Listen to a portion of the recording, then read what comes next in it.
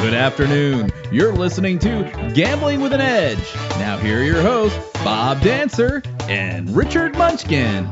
Good afternoon. Welcome to Gambling with an Edge. I'm Bob Dancer. And I'm Richard Munchkin. Today, Richard and I are going into our mailbag and answering your questions. Keep these questions coming at gamblingwithanedge@gmail.com. First question.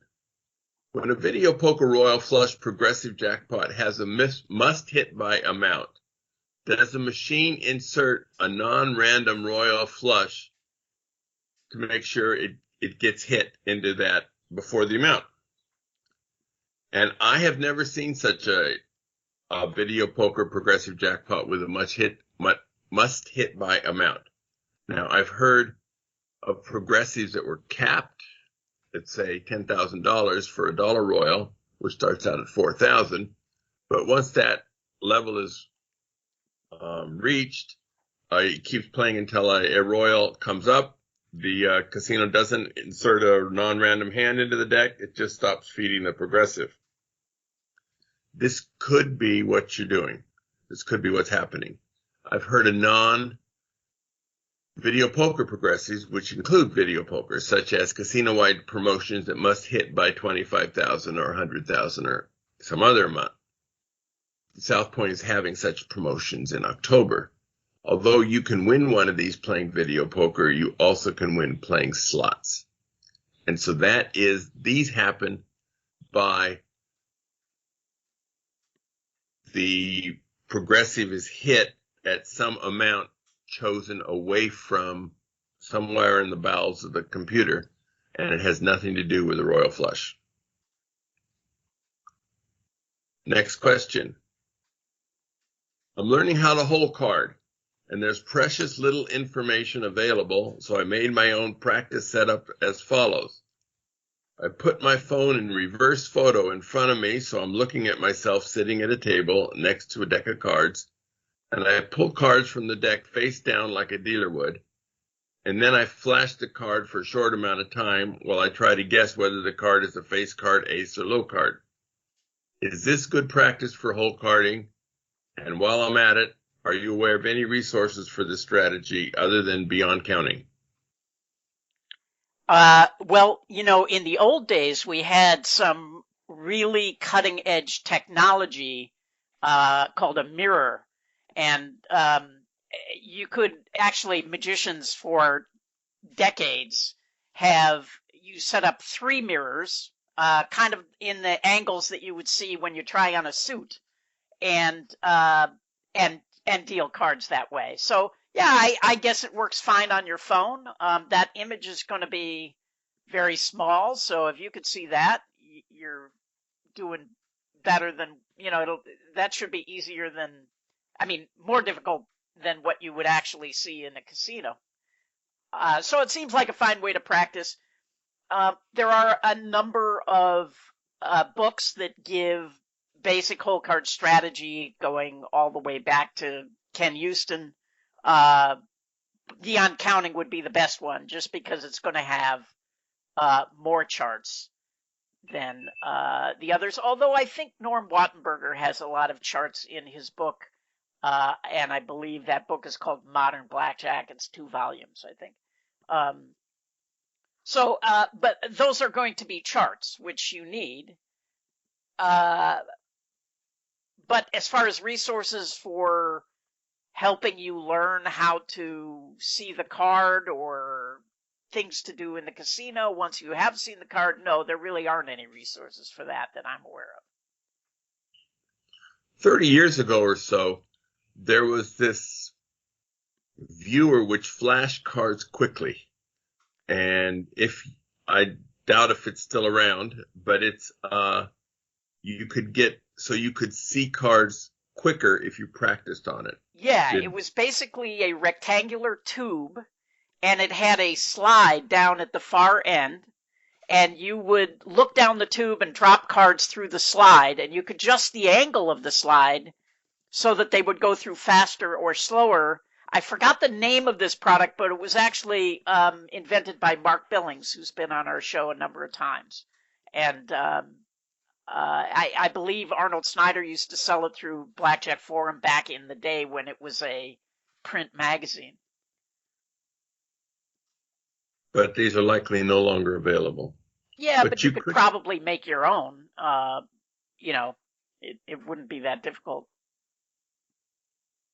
All right. Next question. I noticed at my last blackjack session that a civilian was criticizing me for hitting an ace. For hitting an ace? Maybe I better rephrase that. Was criticizing me for hitting my ace-7 versus a 10. He told me I should always play the same way and not deviate. I guess he picked up on a play on a negative versus positive true count situation. He went from having about $500 in green to losing 500, maybe more of his own money. Now this ploppy is blaming me for his losing streaks. Every time I hit an ace-7 versus 10, I end up messing up the hand. Is there a huge difference if I choose to stand on them instead, or at least the negative or neutral true counts? I have made 20 or 21 a few times, but more often than not, I feel like I should just stay on the 18.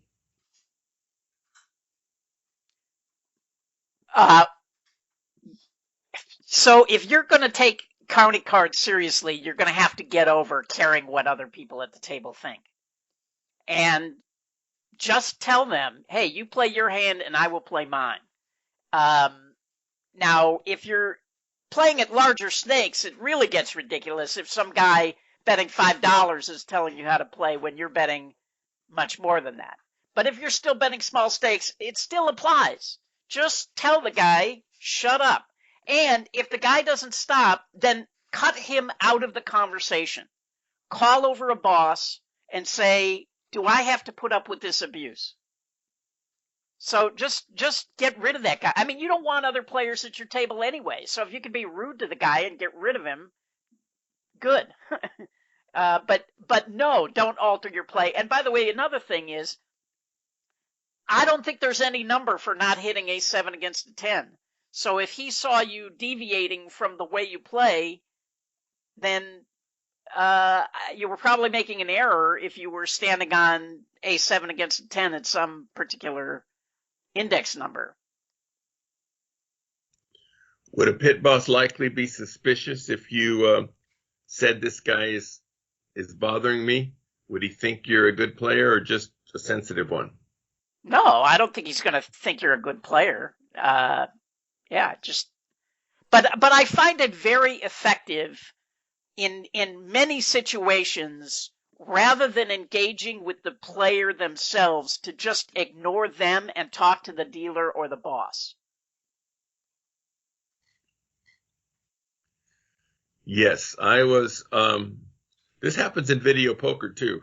I was playing at a bar recently where the guy next to me, who was quite inebriated, wanted to defend his position that on vaccine and masks, and I wanted to concentrate on my game. It took several times for me to say, I'm having to concentrate.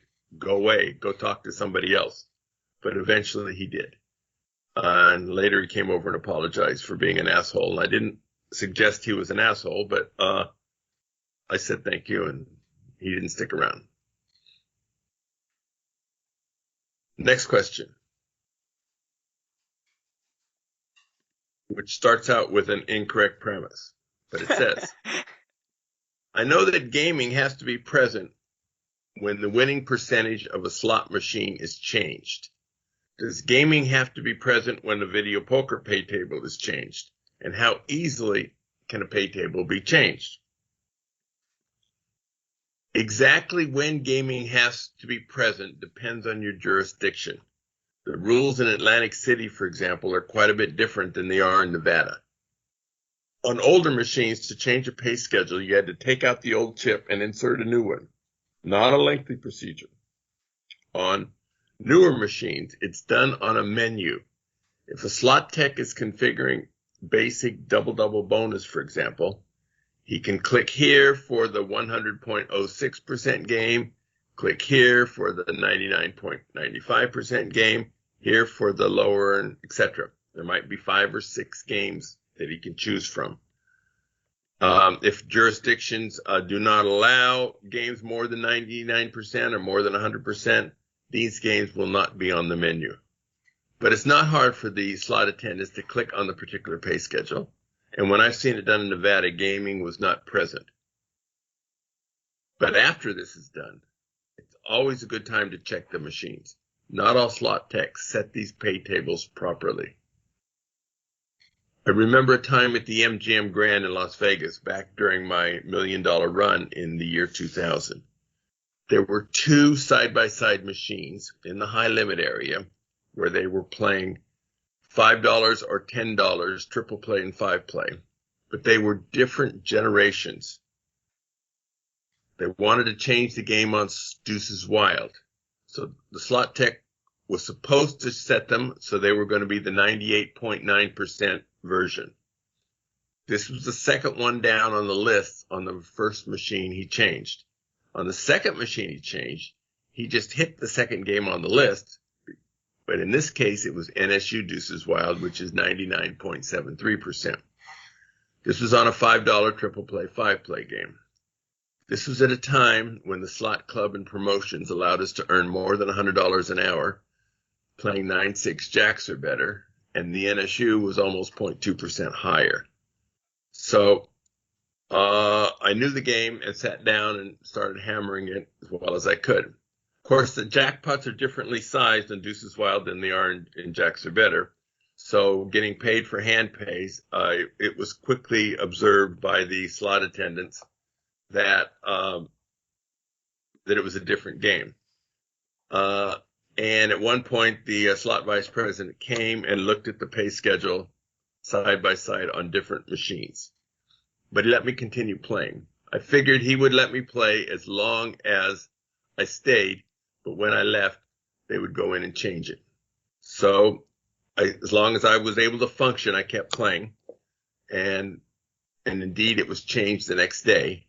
But I did get a $500,000 coin in through the machines with an extra 0.2% advantage, which comes out to be $1,000 extra EV simply by checking the machine after a slot tech made the changes. The next one has... by the way, I just want to say about that. Yes. In Nevada, I think before you change the hold on a machine, you do have to get approval from gaming. So maybe gaming doesn't have to be present on the floor, but I think you have to get approval to do it. I could be wrong. And I'm guessing you are. There was another time at the Palms where they accidentally... The game they wanted on double-double bonus was the 99.98, and instead they put in the 100.06 on a machine that you could play between $2 and $25, single line in the high limit room. So, again, you're talking about them making an error. That doesn't mean that they didn't notify gaming and say we're changing the hold on these on these XYZ machines, which may be a rote thing. I mean, maybe it happens all the time, and gaming just gets dozens of these things a week, and they go in a pile and get ignored. Well, maybe, except this game now pays $1,250 on a straight flush instead of $1,000, and which starts the W2G, and so it became noticed rather quickly. One of the floor people came over, one of the senior floor people, shift boss, manager, assistant, came over, checked the pay schedule side by side with the one next to it, saw there were difference, and said they were closing the game down immediately. And so I said, well, can I finish playing this session? They go, no. And a half hour later, it was changed and back to what they wanted. And, of course, I didn't want to play it anymore. But So I doubt if they actually contacted gaming in that half hour by fixing mistakes. But Yeah, I doubt they did too. all right, this next question, there's several embedded in here. So I'm going to stop at the first question mark, and then after Rich, it's going to be for Richard, and after he answers, I will continue with the same questioner. He says, I've been counting regular blackjack for 3 years now. I'm banned from every casino within 10 hours of driving distance, except where I live. I play mostly unrated. I save local casinos by not counting there much, so I can still go in with friends and get food now and then. I've been working on Spanish 21 following Katarina Walker's book. I'm ready for some real games now. Considering only profitability, do you think I should play Spanish 21 rated or not at the local casino? I'm always going to opt for playing unrated. You don't know what other games you might learn in the future. If they don't know you, don't tell them who you are. So there may be even better games that you learn somewhere down the road, and you don't want your name to be out there. Okay. Since Richard was rather firm in that answer, that skipped several of his next questions. But continuing with the same guy. I just want to add one thing. If you go back and you listen to just the blackjack episodes over the last couple of years, and we ask people often, like, what do you wish you knew then that you know now? Almost all of them say, I wish I had never given up my name. Like, I can't remember anybody who said, boy, I'm really glad I used a player's card. So. Well, actually, some players do. Well, of course, video poker and slot players use player's cards. No, of course. some blackjack players do. Some blackjack players we've had on the show, their strategy is to use a player's card. And they have their strategy so that they think they can get away with it. They think the comps they earn more than make up for it. Now, I can't remember the name of such a player, but I'm sure that we've had him in the last couple of years. Continuing with the Spanish 21 player. I'm a fairly beginner advantage player. At one of my local casinos, I've identified a few table games with a significant available edge. I would like to keep playing there for as long as possible, unrated. How should I approach a game like this when I see it? Should I just sit down and fire away? When I need a certain table seat and it's not available, do I take any seat and wait till that seat opens up? What should I do? Richard. So I want to mention one other thing about playing unrated. The other reason, because now we're talking about games with an even bigger edge. And one of the main reasons not to play rated, other than them, being able to disseminate your name, is that if you're playing rated, they have a record of your wins and losses. And if you end up with a large lifetime win number, that alone can get you backed off, even if they have no idea what you're doing. So that's just another reason to not play rated. So when you find these games, you might want to sit at the table and see if you can get them off by doing crazy things, splitting tens, or let's say it's not blackjack. I don't know. You can find things that annoy players and make them leave. You can try that. If you recognize them as some of the local degenerates that are going to be there for hours, you can. I wouldn't sit at the table. I'd probably just hang out and wait. But more importantly is to get there before the shift change the next day and get the seat before somebody else does. You don't have to make the money immediately right now today. So, yeah, those are a few ideas for what to do when somebody's in your seat. Very good. Oh, I should say one other thing. I'm going to assume that you say you're new to AP, and I'm going to guess that you don't have a big bankroll, so you're not going to be betting a lot. But as soon as it gets to the point where you're going to want to bet substantial money, you should find a BP and to bet the money for you. You don't want to be betting the money yourself in the seat where you can see the whole card, because it just allows them to figure it out that much quicker. Very good. The next is from a video poker player. He says, I'm a single line 9-6 triple double bonus player. Started playing video poker 5 years ago and have never experienced the run I'm having right now. I play 8,000 to 10,000 hands every month. In the last 3 months, I've converted 3 of a kind to a 4 of a kind once.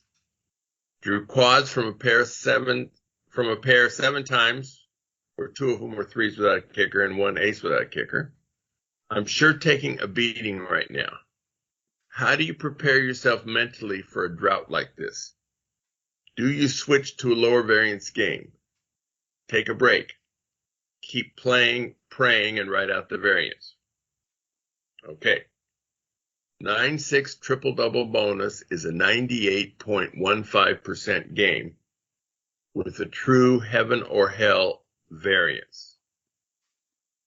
First thing I would do is switch to a higher EV game, and whatever the variance. Nothing good can come out of continuing to play a game that's basically 98%. That said, assuming the numbers you sent are accurate, which is often a heroic assumption, you are running extremely badly. Assuming 27,000 hands over the 3 months, you should have been dealt about 625 3 of a kinds. If you draw 2 cards to each of these, you should have completed 20 quads. On the hands with the premium sets and a kicker, you only draw 1 card, but still, you should have drawn approximately 15 quads over this interval. The fact that you've only drawn 1 quad is unbelievably bad. And playing this game in particular, you're going to take a severe beating during this time period. We all take beatings periodically, but on games that pay that low with a variance that high, the beatings are much, much more severe. Yeah, I would say if you're going to play a game that bad, then definitely bet as little as possible and play as slowly as possible. You're not playing a winning game, so you have to expect to lose. And, so I agree with Bob. Either play a better game, definitely bet less, bet as little as possible. Don't play. All that is we're in agreement on. Triple-double bonus is a game for action junkies. They really want they're all smokers. They're all drinkers. When I'm saying all, I'm exaggerating, but, they all have 3 girlfriends and a wife. It has to do with you're really into getting the senses going. Playing. But I do have to say you're doing better than it's a better choice than playing slot machines. Sometimes, depending. Well, 2% versus, 8 or whatever. Yes, okay. Next question. I love the show. Thank you. Been listening for years. My question is for Bob, but wouldn't mind if Richard chimes in too. Do you think it is necessary to play progressively harder and newer games to keep an edge, or only play progressives? Thanks so much, and keep up the great show. Well, I assume you're talking about video poker. What to play depends on where you play and for what stakes. Different parts of the country have very different pay tables. The key in playing whatever games, the key is to play games where you get more than 100%, including the slot club and benefits. This can include progressives, new games, old games, whatever. But the key to winning is don't play when you're not under these conditions. Yeah, I agree. If we move that over into table games, if you can, as Bob said, if you can find a way to play games with a higher EV, then yeah, you should absolutely do it. But if I had a game with higher EV, I wouldn't go learn a new game with lower EV just to challenge myself. I'd rather make the money. Now, if that game dries up and it's not there anymore, then maybe okay, I have to go learn the new game. But all right. Hello, I regularly play 9-6 multiple line jacks or better video poker at Indian casinos in southern Oklahoma. I've had quite a slump in the past 3 months, so that I'm at least 5 royal flushes behind. I suspect that this is indeed just a slump, but do you think it's possible to manipulate video poker machines to decrease the incidence of royal flushes? I've not played in Oklahoma, but I understand they have both Class 2 and Class 3 video poker there. Class 2 and Class 3 is a designation in Indian casinos, and it was defined by the Johnson Act decades ago. Class 2 may be identified by a small bingo card on the front that lights up whenever you receive a paying hand. If there's no bingo card, it's Class 3. Generally, I trust Class 3 video poker machines not to be rigged, and neither trust nor distrust Class 2. Slumps happen to all of us. I've been playing 27 years and have been through lots of them. I do know players who play video poker in Oklahoma and do well there and trust the machines. So I have not done that, but Mickey Krim, who I think is an excellent player, regularly takes a tour through Oklahoma and does well at it. how unusual is being 5 royals short? I mean, do you even keep track of that stuff, or? Nobody ever talks about being 5 royals ahead. They only talk about it when it's been a while. Now, if you're playing 10 play, 5 royals behind isn't that rare. Doing it in 1 month, that would be really rare. Doing it over 5 years is not that rare.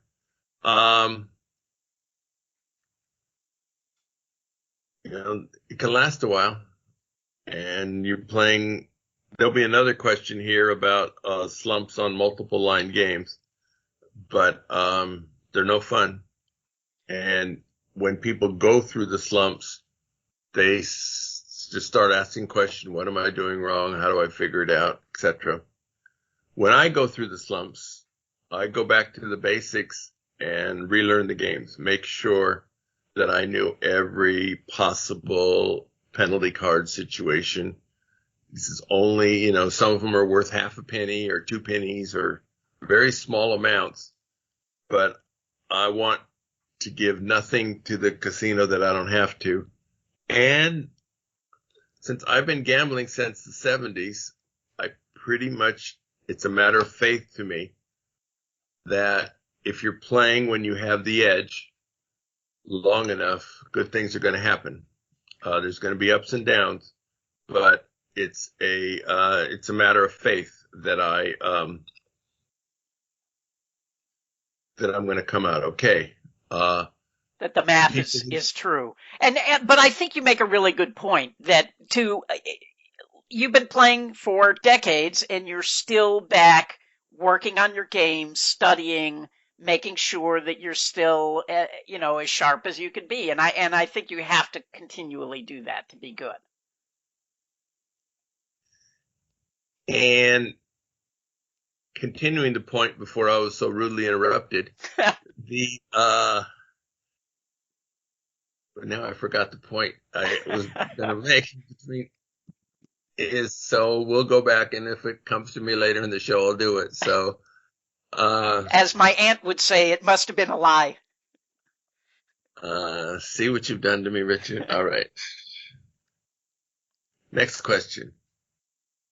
Apparently using printed strategy cards is allowed in casinos. What about apps on your phone? I'm in California. My answer is we've asked this to Bob Nersessian a number of times. And in Nevada, using apps on your phone to help you play video poker is a felony. Bob Nersessian has said that he won't even take such a case because the law is so cut and dry that if you're caught, you're virtually always guilty. Not sure the rules in California, but since each tribe enforces the rules as they see fit, it's probably not a good idea. The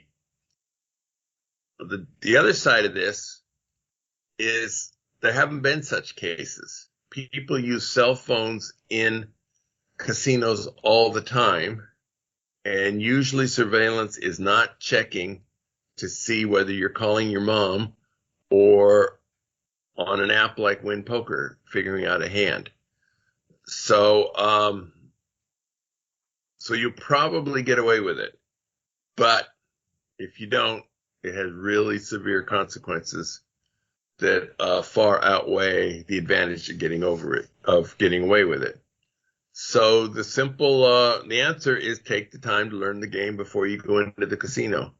If you're still using Win Poker in the machine in the casino to do it, you haven't been studying enough, and you're probably making mistakes on the hands you're not checking too. The only time it makes sense to do it probably would be on progressives, where the strategy at a 4,000 Royal is different than the strategy at a 5,000 Royal, is different than a strategy on a 6,000 Royal, etc., especially when 4 aces with and without a kicker have their own progressives, or 4 twos, 3s, and 4s have their own progressives. So the mix of all those is extremely complicated. And so in those hands, it's impossible to be totally up to date on all of them because there's just an infinite number of ways those numbers can be mixed and matched. So, but I don't recommend you do it, but you'll probably get away with it.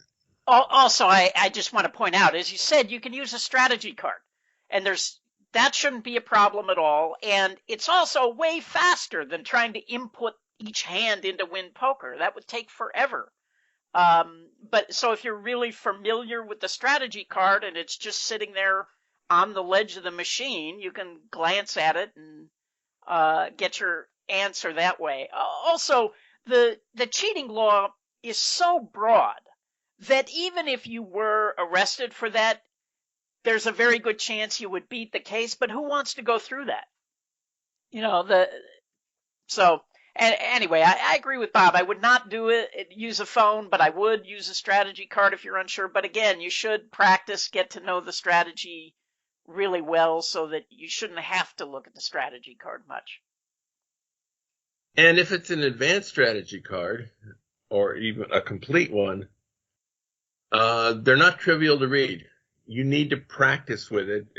They talk about with and without flush penalties or straights penalties or these, and you have to practice a lot on the computer to familiarize yourself with what all this means.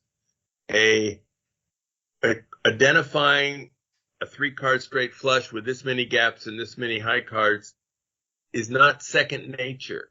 It takes a while to get to recognize this is this kind of a straight flush draw, this is that kind of a straight flush draw. So the one advantage Win Poker has is it doesn't worry about what kind of straight flush draws is. It just looks at all 5 cards and figures it out. But if you're using a strategy card, you have to know, is this kind of straight flush draw or is it that kind of straight flush draw? And if you haven't practiced for a long amount of time with that strategy card, you're going to screw that up. Next question. Has anyone ever stayed for a year or longer staying at hotels on comps, going from hotel comp to hotel comp. I would think this is possible and someone has done it. Absolutely. I know of 2 video pokers in Las Vegas who did this for 2 or more years consecutively. I know several others who have done it for 3 months or more at a time. I have no idea how to figure out how many such people there are or how long is the longest. Mickey Krim did it for a long time too, right? Down in Laughlin, yeah. And Jean Scott, when she was, I don't know, this would have been in the mid-90s, bragged about staying for, I don't know, I'm making up these numbers, but they're approximately right, 63 consecutive days in Vegas and only had to pay for one night and use the rest on comps. And Max Rubin heard about this and dubbed her the Queen of Comps, and she made a career out of that name, out of that, calling herself that. So it can be done. It is done. I would say it's harder today than it used to be. They used to, especially like Caesar's properties, used to give away rooms like water. Well, back then they used to give away water too. But so it probably can still be done, but it definitely was easier back 20, 30 years ago. Here's a question for me. They want to know, is there any good reason why I don't have a YouTube channel? One of me playing video poker for high stakes. Well, I don't think that would make for interesting TV. Video poker is actually a pretty boring game most of the time. You're dealt 2 pair, you hold 2 pair, over and over and over again. The interesting hands are very few in number. For hands that are tricky, say you play it one way if there's a flush penalty and another way if there's not a flush penalty, I can certainly explain the play to any level student, but I don't know who's going to be listening. To a knowledgeable audience, they understand the concepts of flush penalties. Most seat of the pants players have no idea what it is. It'd be more interesting, of course, if I played for big stakes so sizable jackpots are relatively frequent. But most casinos with competitive high-limit video poker rooms don't want my action. So people who stream gambling, there are a lot of people, Bob, who just stream playing slot machines, which is about as boring as you could possibly get. And streamers who are successful, it's because of the personality of the person doing the streaming. And they get really excited all the time, and, you know, they're actors, basically. So, yeah, doesn't seem a good fit for Bob. Yeah, I'm kind of low key. I'll hit a $20,000 royal flush and go, that's nice. Or I'm starting to play better, but I'm not jumping up and down and screaming. And I'm 74, probably not going to change my personality significantly between now and then. Now and then is however long it goes. Next question. This is for Richard, so I'll answer it first. It goes, why do we bet spread rather than simply betting min to max as soon as you're gambling with an edge at a true count of +1 or greater? And actually, I thank you. I appreciate there's a blackjack question that I can answer. The simple answer is bankroll preservation and management. The general principle for how big to bet is called a Kelly criterion. It assumes optimal growth of your bankroll without the chance of going broke. You will eventually go through long losing streaks several times in your career. Guaranteed. Betting maximum whenever you have a small advantage will frequently lead to a complete loss of bankroll. Richard, where did I goof this time? Well, what about a player who has a big bankroll, so he can't afford the swings? So here's my answer. You can do better than min to max. Just go 0 to max. You stand behind the table and you don't play unless you have an edge, and then you bet whatever your max bet is. And there's nothing wrong with that strategy. It's a great strategy. So, but going min to max, implying that you're playing all the hands, is not a very good strategy just because it stands out so much to the casino. They're going to go, nobody bets that way. Well, card counters do. So you're going to get thrown out much quicker than if you go 0 to max. That's the only reason is for cover. How many places, though, have no mid-shoe entries, making 0 to max impossible? 347. No, I don't know. Some places, yes, have a rule that you can't jump into the table while it's in progress. So in those cases, another strategy would be to play from the beginning of the shoe, not minimum, but small. And if you get a true count of -1, you get up and leave and go to a new table. So that you can keep your spread smaller and they don't see you sitting for, if you're playing all on a 6 or an 8 deck game, you're going to have a lot more shoes that are negative than positive. So they're going to see you sitting there for 30, 40 minutes betting minimum and then all of a sudden you're betting maximum. It just looks too weird. Whereas if you're just hopping table to table and then suddenly you're at a table where you're betting maximum, it's not as big a deal. Even if you started out at that table betting $25 or something, you were only betting that way for a short period of time before you started upping your bets. All right. Before we continue with the question, seeking to see if there's another blackjack question I can misanswer. Well, you were right, though. No, that bankroll management's really, really important. I mean, yeah, you will go broke if you are over betting your bankroll. Despite Richard's attempts to appease me, we're still going to have commercials. Oh, man. Hey, this is Colin from Blackjack Apprenticeship, and if you're serious about card counting, I'm sure Bob and Richard would agree that there are 3 things every advantage player needs to succeed. You need to gain the edge over the house, you need to manage your bankroll, and you need to get the hours in at the casinos. After a decade of playing professionally and running teams, I wanted to create the exact training, tools, and community I wished I had had for myself and my blackjack teams, so we created the Blackjack Apprenticeship membership. Our membership will help you perfect your game, manage your bankroll, and you'll join a supportive community of like-minded card counters and APs. Find out more at blackjackapprenticeship.com. The South Point has more than 10,000 games, returning at least 99%. This is more than anyone else has. In October, they have the $500,000 plus guaranteed Monster Money Madness promotion. At all times during the month after 3 a.m. August 1st, there will be 2 casino-wide progressives going. The smaller one ranges from $1,000 to $2,500 and will be hit on average 3 times a day. The larger one starts at $10,000 and must hit by $25,000. Should you be playing the larger one when it goes off and not be the actual winner, you'll receive $25 in free play on your card. To be eligible for both drawings, you must have your card inserted and have played at least $1 during the previous minute.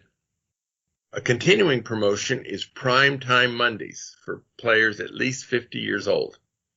You receive 50% off bingo, movies, and all restaurants that are open when you use your points. Videopoker.com is the best place to play lots of games. If you sign up for the Gold membership, $8.95 a month or $79.95 a year, this allows you to get correction on most of the games. The game of the week is Super Triple Play Jackpots, and it's a game for those who wish to gamble. It requires 7 coins per line. The first extra coin bumps up all values for the 4 of a kinds. The second extra coin provides you with a wheel spin whenever you end up with a 4 of a kind. Since these quads only come about every 420 hands or so, it's a heaven or hell experience. If you don't get many quads today, you will not like this game. If you do, you will.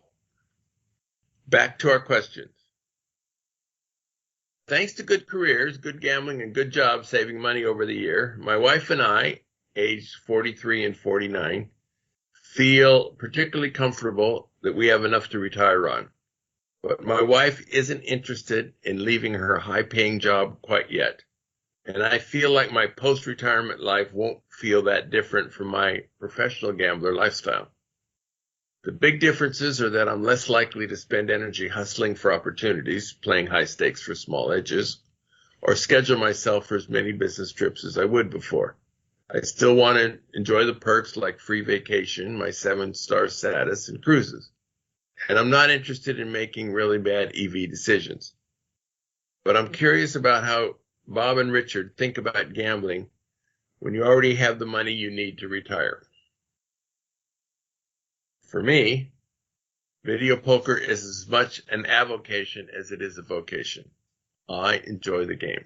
There's no accounting for taste, but I like playing it. I enjoy the chase for EV. I enjoy teaching others about the game. But my hours are shorter than they used to be, and I skip a lot of promotions to spend time with Bonnie where I could have done this, and I wouldn't have done this decades before. Richard. Yeah, I've talked about this a lot on the show in the past. I think playing the comp game in that position is a great way to go. You can go play with a very tiny edge that won't get you in trouble and gain your EV out of the comps. And it sounds like a great way to retire, and I'm sure your wife would love it. My wife loves to stay in really nice hotels and go to the spa and eat in really nice restaurants. So, and it sounds like you're a pretty experienced AP. You can probably figure out how to work the comp system to get cash comps. You know, things like concert tickets and football tickets and hockey tickets and things that you can sell for cash. Sometimes airline reimbursement for flights you didn't take or did. So yeah, I think the comp game is a great way to make money and have a fabulous time. Agreed. Richard mentioned near the end of an episode that dealers hate match play players. Can you explain why? Yeah, well, first of all, in my experience, they never tip. And when I was a dealer, the coupons were just a pain in the ass. They were paper, and they had to go down the slot, and I don't know. They were just a big pain, mainly because when I was doing it, I worked in a place where they distributed these coupon books like water. They were everywhere. And so these guys like Anthony Curtis would come in with stacks and just play as many as they could get away with. And in the early days, they would just let you play as many as you had. So you're just constantly dealing with these things. And as I said, they would never tip, which I get it if you're a card counter and things like that. I'm not advocating that you start tipping as a card counter. I'm just saying, as a dealer, they were riffraff, and so everybody hated them. And I was part of that riffraff when my blackjack career started in the early 90s, and I would abuse it significantly. At a lot of people, yeah, that's how Anthony Curtis got his start. And for me, it was at the Riviera and Circus and Stardust and a few others, and we would get hundreds of books. I remember in the 80s once we had, I didn't have many of these coupons, but I had a $2 for $1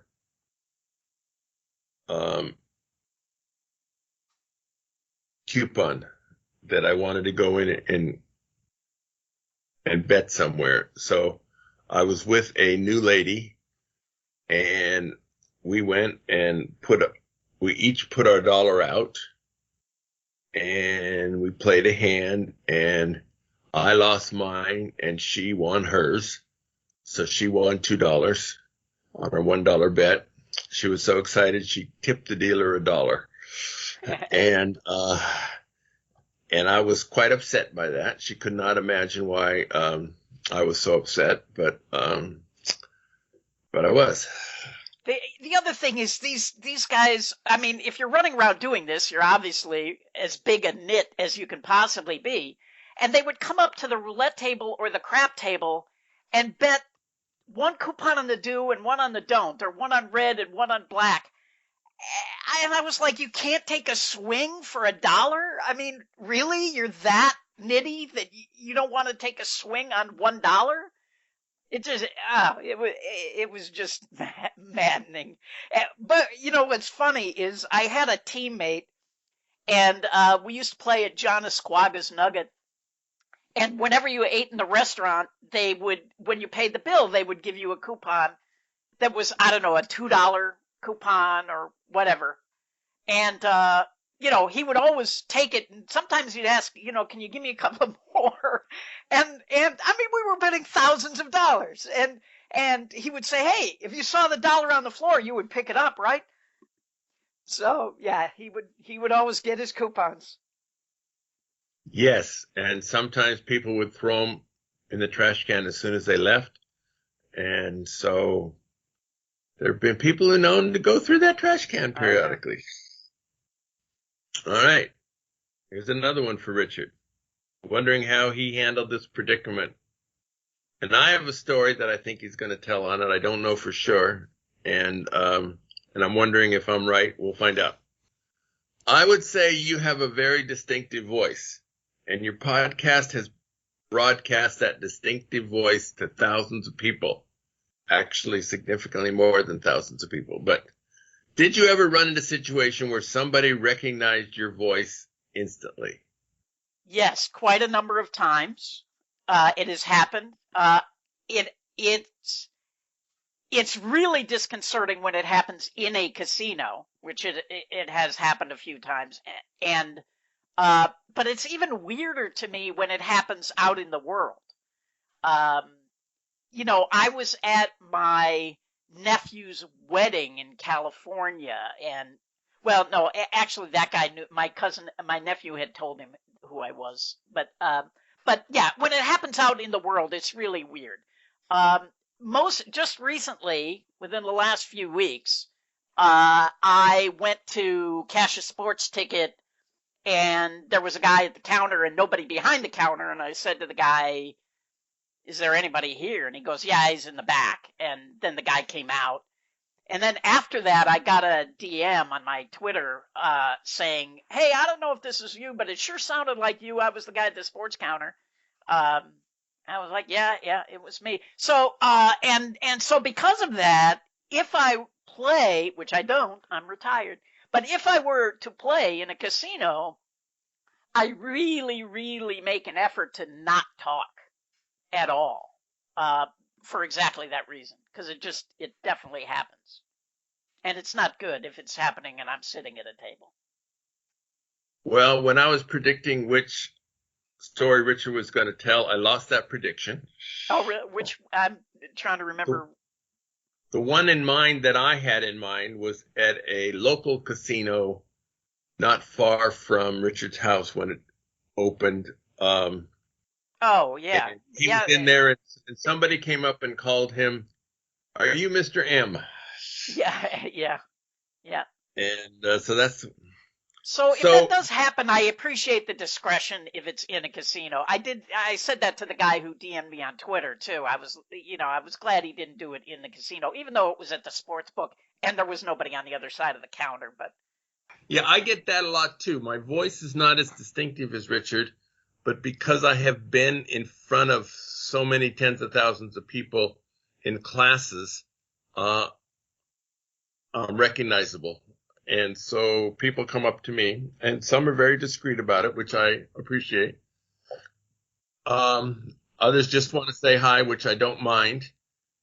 But some want to pump my brain right now for whatever game they're playing for as long as they have questions. And that's not something I'm really interested in doing, especially when they've been drinking for 4 hours. So... the weirdest one for me was I was in a park playing Pokemon, and this guy recognized my voice. That was pretty strange. Well, actually, Pokemon would appeal to advantage players. It's a different sort of an event, but it would be it's a competitive game where you can use your brain and stuff. And so it's not surprising to me that somebody who listens to the show is also a Pokemon Go player. All right. Next question. This will be our last question for today, and then we have a recommended. I often play video poker at bar tops. Can you tell me what you think is the appropriate tip for the bartender when hitting a W2G? I recently hit a dollar royal, $4,000. Following the 1% rule, I tipped the slot attendant $40 and also gave the bartender $40. The next day, I heard from a different bartender that the guy I tipped was complaining that he only received $40. I fail to see why the bartender is entitled to a tip at all. At least the slot attendant is handling the tax forms and paying me. So I might tip $5 total on a $4,000 jackpot, and at many casinos, nothing at all. If the casino employees are unhappy with that, so be it.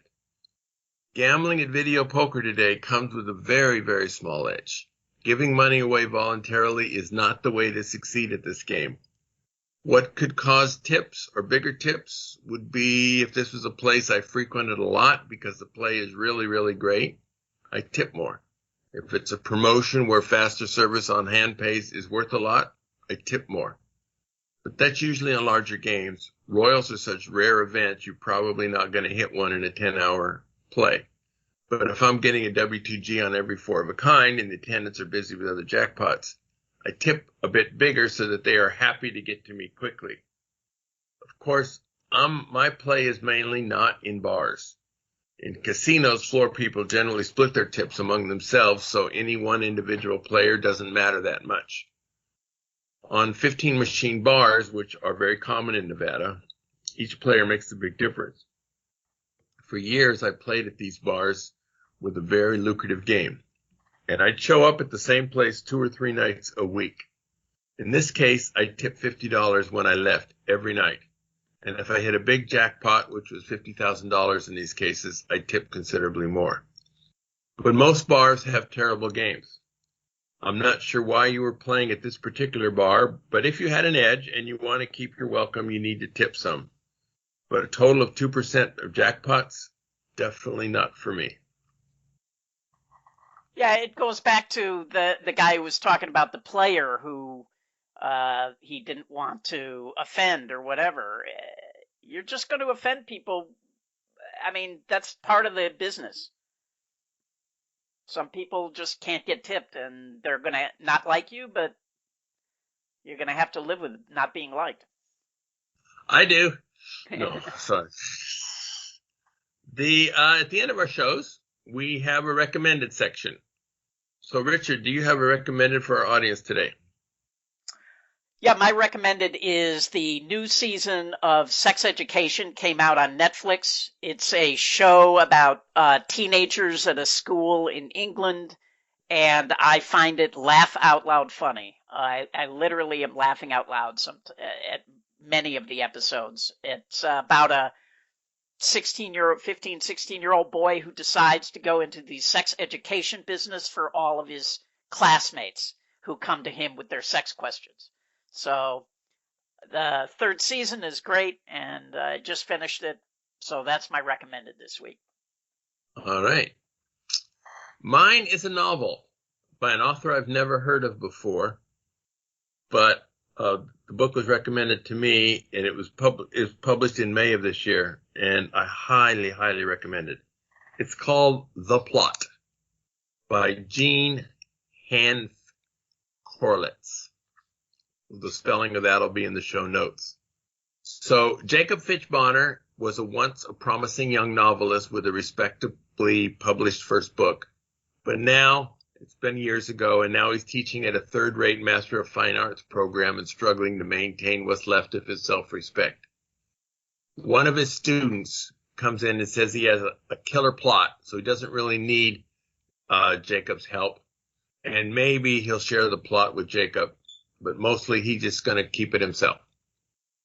And one day he decides to share the plot with Jacob. Jacob agrees it's a killer plot. And then the author dies. So now Jacob knows what this killer plot is and what to do with it. He decides it's a story that needs to be told, so he tells it. And he publishes a book. He writes a story using this plot, publishes a book. And then after a while, of course, the shit hits the fan, and that's what the story is about. And you get snippets of the plot as you go through. By the end of the book, you know what the entire plot is and why everything hit the fan. But it's a fascinating read for anybody who has ever been a writer or enjoys that process. So, keep sending your questions in, gamblingwithanedge@gmail.com, or send them to me or Richard individually, and we'll get them on the air and answer them the best we can. In the meantime, go out and hit lots of royal flushes, everybody. Good day.